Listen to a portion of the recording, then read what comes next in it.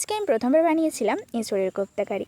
তার জন্য প্রথমে এঁচোড়টিকে সিদ্ধ করে নিয়েছিলাম। সিদ্ধ করে নেওয়ার পর এঁচোড়টি হাতের সাহায্যে খুব সুন্দরভাবে ম্যাশ করে নিয়েছিলাম এবং তাতে আগে থেকে সিদ্ধ করে রাখা আলু, বেসন, জিরে আর লঙ্কা গুঁড়ো দিয়ে খুব মিশ্রণটি তৈরি করে নিলাম।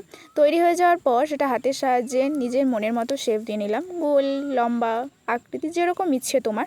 তারপর কড়াইতে তেল দিয়ে তেল গরম হয়ে এলে সেই বড়াগুলো এক এক করে ভেজে নিলাম। সুন্দর করে লাল লাল করে ভেজেছিলাম, খুব বেশি কড়া করিনি আমি। আর এদিকে আগে থেকে মশলা করে রেখেছিলাম, কিছু গুঁড়ো মশলা ভিজিয়ে রেখেছিলাম, তার সাথে টমেটো পেস্ট করে রেখেছিলাম এবং কাঁচা লঙ্কা ও পোস্ত বেটে রেখেছিলাম। তারপর সেই ভাজা হয়ে গেলে সেগুলো তুলে নিয়ে একটা টেস্ট করে দেখে নিলাম কীরকম ভেজেছি আমি। অবশ্যই আমি সুন্দর ভেজেছিলাম, মুচমুচে। তারপর কড়াইতে তেল দিয়ে পাঁচফোড়ন, টমেটো পেস্ট, মশলার যে গুঁড়োটা আমি জল দিয়ে ভেজে রেখেছিলাম সেটা দিয়ে দিলাম, কষিয়ে নিলাম কিছুক্ষণ। তারপর একটু লবণ দিয়ে পরিমাণ মতো, তারপর আবার একটু জল দিয়ে কষিয়ে নিয়ে পোস্ত বাটাটা দেওয়ার পর আবার একটু জল দিয়ে কষিয়ে নেবে, কারণ মশলা যতক্ষণ কষাবে রান্নার টেস্ট তত বাড়বে।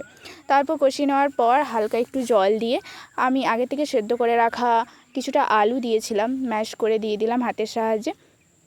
তারপর আবার পরিমাণ মতো একটু নাড়াচাড়া করে একটু পরিমাণ মতো জল দিয়ে সেই বড়াগুলো ছেড়ে দেবে। আর তারপর গরম মশলা দিয়ে নামিয়ে নিলে তৈরি হয়ে যাবে আমাদের এঁচোড়ের কোপ্তা কারি। আর গরম গরম ভাতের সাথে এঁচোড়ের কোপ্তা কারি খেতে জাস্ট দারুণ লাগে। তোমরা একদিন ট্রাই করে দেখো।